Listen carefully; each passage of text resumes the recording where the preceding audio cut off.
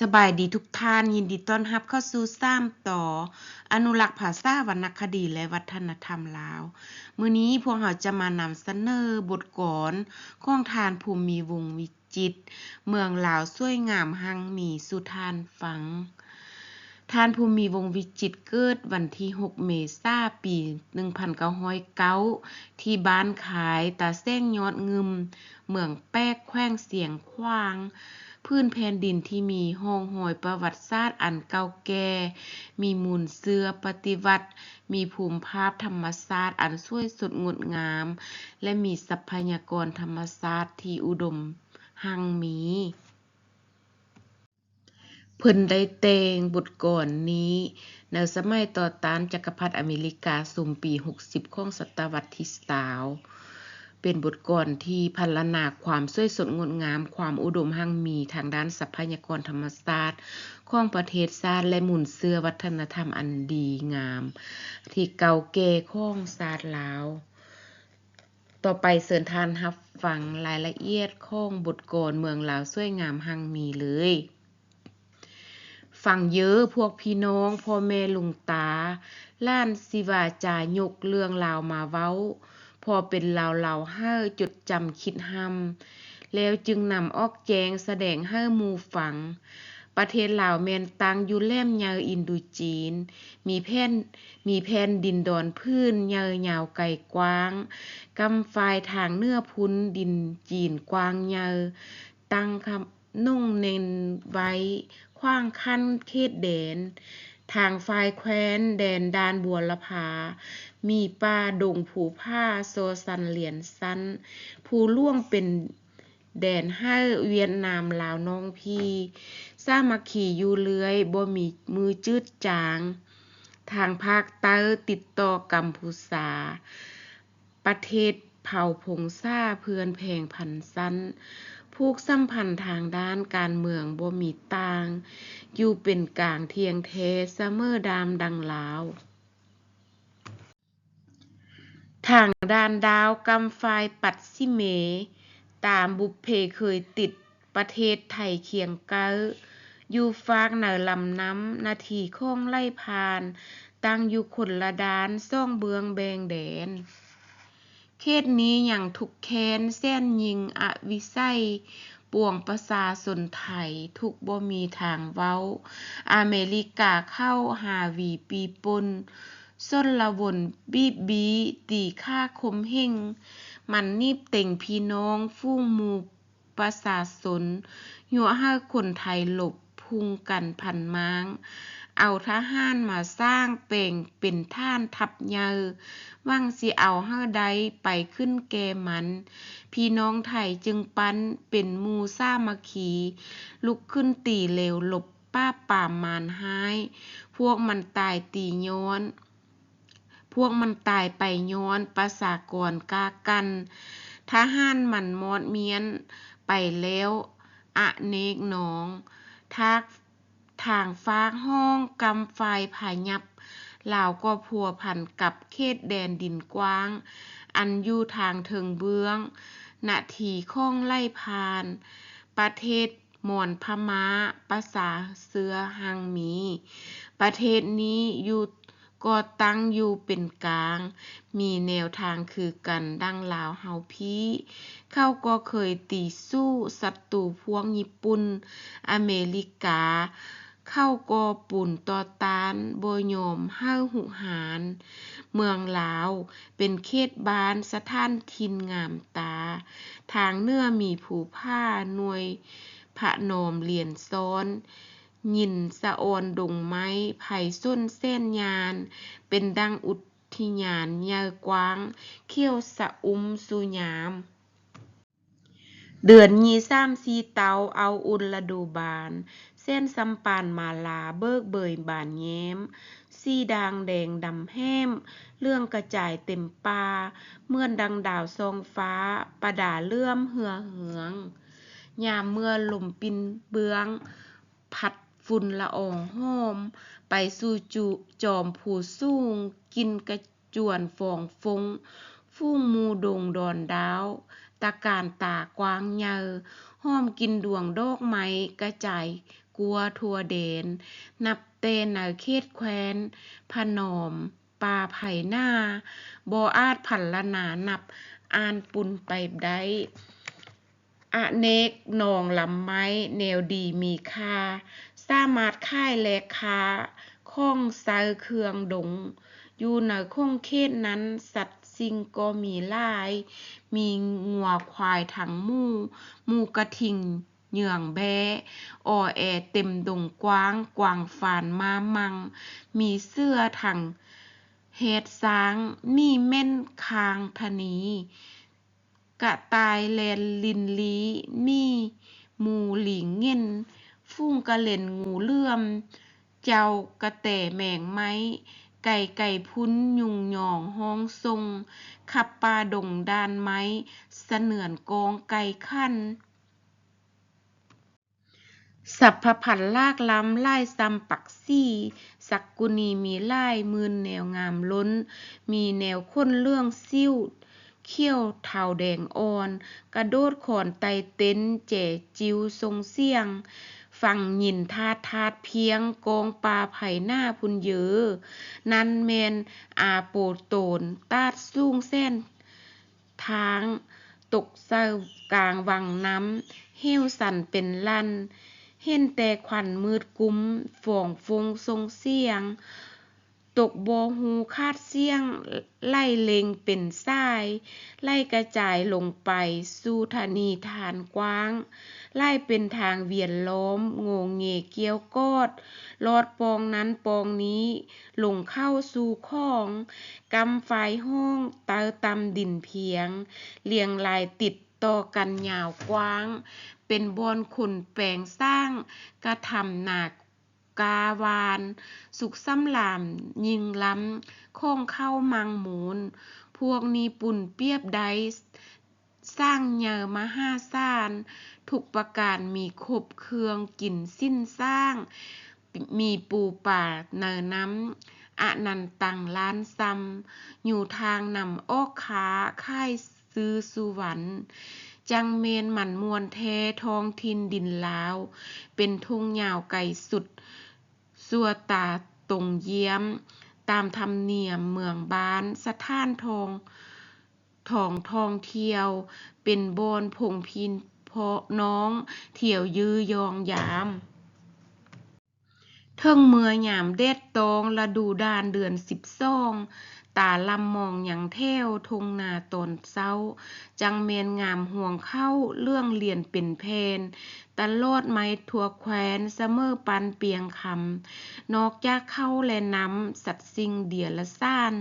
ยังมีข้องบูหารมิงเมืองงามล้นอันที่คนเนอดาวประสากรโลกลุมไล่ลังหมาห่อหุ้มยามเยี่ยมสู่ปีผู้ซี่เศร้าทรงแจงตั้งอยู่ล่วงพระบางองค์พระบางคำตันมิงเมืองเป็นเขาอันมีนาวเหนือห้องอารามล่วงวัดเมอมีประวัติบอกไว้ให้เห่าฮูสืบมาพระธาตุล่วงผ่านฟ้าตั้งอยู่เวียงจันทน์ทางวัดจันอินแปลงอุบมง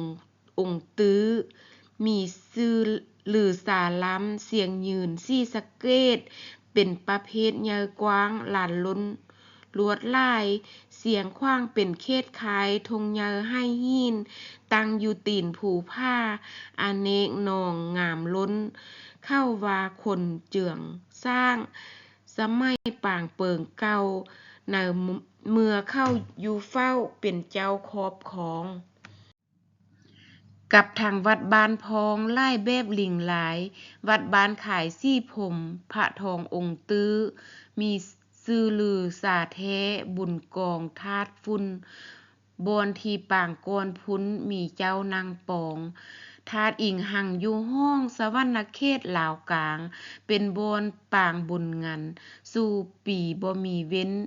บริเวณแขวงตาจำป่าตั้งอยู่มีวัดผู้ใหญ่กว้างทางขึ้นกอหินนั้นแม่นเป็นสิ้น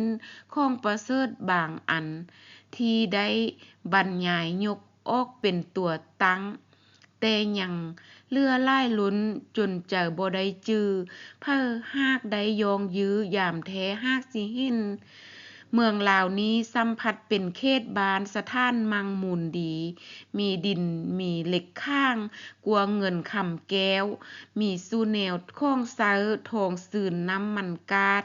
ขี้เกียมาดและเพิ่งปูนแป้งทานหินทั้งเครื่องกินเครื่องเซาข้องประเสริฐมีหลายมีอยู่ใหญ่ตามทุกทั่วแดนดินดาวแผ่นดินลาวเฮานี้ดีไปหมดทุกอย่างทั้งบอนแคบบอนกว้างก็เป็นแท้คาคำนี่แหละเพิ่นว่าน้ำเต็มแต่ปูปลาเพิ่นว่าหน้าเต็มแต่ห่วงเข้าเพิ่นว่าผูเข้ากว้างจวงจันเป็นป่าหินสิหลาอยู่น้ำเป็นแก้วคาแพงเมืองลาวเฮาควรสนุกยิ่งแมงสร้างศาสตร์เจริญหลายแท้ใดควรลวงกายเกินฟูงประเทศคนเคียงเก้อแต่ว่าในแดนดาวเมืองลาวซ้ำทุกยากลำบากหยังเดือดร้อนบ่มีมือสิแบ่งเบาทานเอ่ยเรื่องนี้เฮาสิเว้าว่าเป็นเพราะอันเด้อว่าแม่นเป็นนำพากีดกันเฮาไว้ไผบ่ยอมวางให้ลาวเฮาก้าวย่างไผกิดขว้างแก่ทืนลาวเฮาบ่เจริญเฮานี้เกินว่าฮู้แจ้งแจ้ปานหยังเฮาเคียดสั่งมันมาฮอดบ่มียามเว้นตั้งแม่นเป็นไปย้อนพี่มารจักรพรรดิมันผูกมัดแก่ทืนเหล่านี้เฮาทุกจนหมดสู่คนยอมฮู้แม้นฝรั่งปกครองมันผิปองกุมกฎคมลาวขอคมขอลาวไว้เอาลาวไปเป็นข้าถาซ่าซาสวงปวงประสาละลาดแค้นเส้นสัญญากจนเฮาต่อสู้ออกพ้นแอกฝรั่งคืนมาอเมริกาเลยแทรกแซงมาเต้าเอาเงินคำมาซื้อคนลาวเป็นหุ้นแล้วก็ปุ่นยั่วเยาให้เข้าวุ่นปุนวุ่นวายอเมริกาโหดร้ายกดข่มประชาชนเฮ็ดให้คนลาวทุกข์บ่มีทางเว้าเอาลาวเป็นเมืองขึ้นทางเป็นท่านทัพใหญ่เกี่ยมกำลังลบไว้ไปปุ้นหุหารส่วนว่าบ้านสถานถิ่นดินลาวบ่ว่าข่าวเด้อมันบ่มีเจอคิดสิยากปุ่นแปลงสร้างมีแต่จงเจอม้างทำลายเผ่าจูดขุดฮีดเอาทรัพย์ไว้ไปสร้างประเทศมันพวกมันตั้งบีบคั้นประสาทลาดลาวเฮาแม่นบ่มียามเศร้าตลอดจนเครียดเดี๋ยวนี้11 ปีปลายแล้วลาวเฮาย้อนฮ้อนขนาดเอกราชถึกม้างเมืองบ้านมุนทลายเว้าถึงความโหดร้ายหัวโปอเมริกาที่กระทำมาถึงสู่วันเดียวนี้จังแม่นมีหลายล้นอนันตังล้านซ้ำเป็นบาปกรรมใหญ่กว้างดินฟ้าก็บ่ปานมันหุหารทับมางเผาจูดเหือนสารทรมานปวงสนยำยีตีปุ้นทำลายมูลมังเข้างัวควายเป็ดไก่พบยั่งแมนบ่ไว้เผาล้างมูลหมินในแผ่นดินเขตแคว้นพวกมันอยู่ปกครองมันส่งกองทหารออกไปตีปุ้นไปทารุณพงเสื้อประชาชนปัดกวาดเซออำนาจบอบบีตีฆ่าข่มเหงมันออกเสียงนาเป็งปอยดาประชาชนจับเอาคนไปขังเซอขาขุมไว้ขังอยู่ในหูพื้นดินดอนคอกมืดคิดออกหมากอฆ่าหญิงเมียนมอดสีหวังสู่มือนี้คนแมนให้สังอุกอังมะโนเหนอเจอบ่มียามว่างโศกละถมทวงม้างบ่ได้ปรุงแปลงสร้างทำหนากาวานมีแต่อุกอังยานเข้าสิฆ่าดาตีจักรพรรดิพวกนี้บ่ฮู้เรื่องสิ้นธรรมก็แต่กรรมทำเข็น บ่กระเดียมมือใด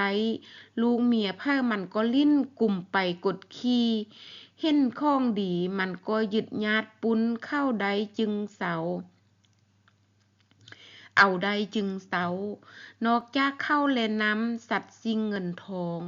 มันยังปองเกณฑ์เอาหนุ่มลาวสาวบ้านเอาไปเป็นทหารเสอไปการในการปัดกวาดเฮาศาสตร์ลาวแตกมางบ่แปลงสร้างอย่างเด้ออยู่ในเขตจักรพรรดิยึดได้กำอยู่ในมือจังแม่นคือนอนคุกควบคุมผันด้านการกินนอนจาตานการเดินย้ายย่างทุกอย่างมีแต่ย้านระวังไว้สุยามอยากเฮ็ดหยังมันก็มีแต่ห้ามมัดผูกกุมกฎทุกสิ่งมันมีโทษบ่มีวางเว้นเป็นคนในแดนนั้นเสมอเป็นสัตว์สิ่งอย่างเน่งติ่งก็บ่ได้กลัวย้านโทษภัยให้หนาเฮ็ดบ่ได้ทิ่มปล่อยวางปะเฮือนซานเพพังสะบ่ปัวแปลงได้คนมีกายเป็นไห้คนมีกายเป็นไห้จนเจออึดยากซอกเลี้ยงปากและท้องเป็นมือกบฟืดเขืองทางฝ่ายเบื้องเขตปลดปล่อยลาวเฮาอเมริกามันเอาทหารมากมายมาเต้าว่างยึดเอาเป็นดินดาวประชาชนปัดกวาดญาติแยงเอาเฮ้อใดไปขึ้นแก่มันนอกจากนั้นมันยังลอกลวงตัวยั่วแกเอาคนลาวประกอบเป็นกองปุ้นมาวุ่นวายเพม้างเหือนซานบ้านทรงฆ่าพวกผงพี่น้องประสาเสื้อซาดเดียวแต่มันเที่ยวลักปุ้นเผาจุดเหือนซานเซอหมู่กองทหารวุ่นวายเมืองบ้านถึกพวกเห่าตีตานพงกระจวนเป็นฝุ่นจนว่าฝุ่นเครียดแค้นกระจายมางแตกกันเดี๋ยวนี้มันพัดปันห้าเรืองโฆษณาวานซอดแหนมลงมาอเนกนองเนืองล้นมาพี่ปองปุนค้น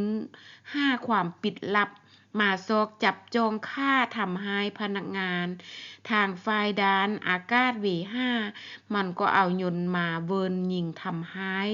ยิงทำลายเมืองบ้านเฮือนสานสัตว์สิ่งยิงจุดเผาเปม้างบ่วางไว้สิ่งได้นับแต่บ้านทึกไหม้เป็นทานไฟเผาเหือนซานยังเพียงเศร้ากำดำโศซงเงียบเง่าไปทางห้องเมขาเมกว้างเยอเมนบ่นับอ่านใดไล่ล้นอเนกหนองทุกแห่งห้องเหล่ามันเคยนับถือคือคือวัดว่าอาหามพระธาตุเจดีย์กว้างมันก็ยังยิงม้างทำลายด้วยระเบิดของประเสริฐมิงบานก็เพม้างมุนมินทำลายหมดทุกสิ้นหงหำโรงเรียนมันเบียดเบียนโรงหม้อเปเพพังม้างฟุ้งคนเจ็บที่ได้วางตัวไว้ยาวยาปัวพญาตมันก็อาฆาตล้ำยิงฆ่าบ่อีดูเด็กน้อยที่บ่ฮู้บ่ผิดพลาดแนวเด้อพากันไปโรงเรียนห้ำเรียนคำฮู้มันก็ดูแค้นแมงสิ่งสังเคียดเข่งระเบิดเหล่งทอดทิ่มเฮอตายม้วนอเนกหนองเดี๋ยวนี้ในเขตห้องสถานทินดินลาวอันที่แวววาวงามหังมีมวลล้นกับทุกยนต์พันสั้นบ่มีอันสิปุ่นเปียบปุ่นดังซ่อนเสียบไว้แทงเข้าหน่วยเจอคนก็แส้นถูกให้เคลื่อนคาดแหลงหงายสัมผัสวายสีว่ามิงมอนไปซ้ำมันกระทำเวรให้เหล่าเห่าเง่างวมนับมืออุกอังท่วมบ่มีมือสิมังหมายยิงสายเป็นไม้หางขึ้นคาดพัวเมียพ่อแม่ตอมเจอเสียลูกแพงพันสั้นจำนวนเด็กน้อยๆกำพลอยทนทุกข์ยากลำบากเสียเผาผู้เพียรเลี้ยงพ่อแม่ขิง ลิงลำดูภาพนี้เห็นสิ่งสลดเจอแท้แล้วเพ้อฮักมีสิ้นธรรมแมนบ่แลดูได้เป็นที่เจ็บเจอแท้ศัตรูหินนาโหดเฮ็ดโทษกรรมใหญ่กว้างวางไว้ทั่วนครเหล่านี้ถูกเดือดร้อนแสนส่วนมากวมจังได้รวมกันลุกห่วมแหงตีต้านโฮมเหตุการณ์ตีสู้ศัตรูกูประเทศกูเอาคงเขตดาวลาวเฮาอยู่สบายเมื่อได้พ้นเฮ็ดร้ายหลายสัว10 ปีลาวก็มีใส่ลายป้าบมานลงได้ผ่านไปนั้นทานได้รับฟังบทกลอนของทานภูมิวงศ์วิจิตรเมืองลาวสวยงามหั่งมีขอขอบใจข้อมูลจากสถาบันค้นคว้าวิทยาศาสตร์การศึกษากระทรวงศึกษาธิการและกีฬา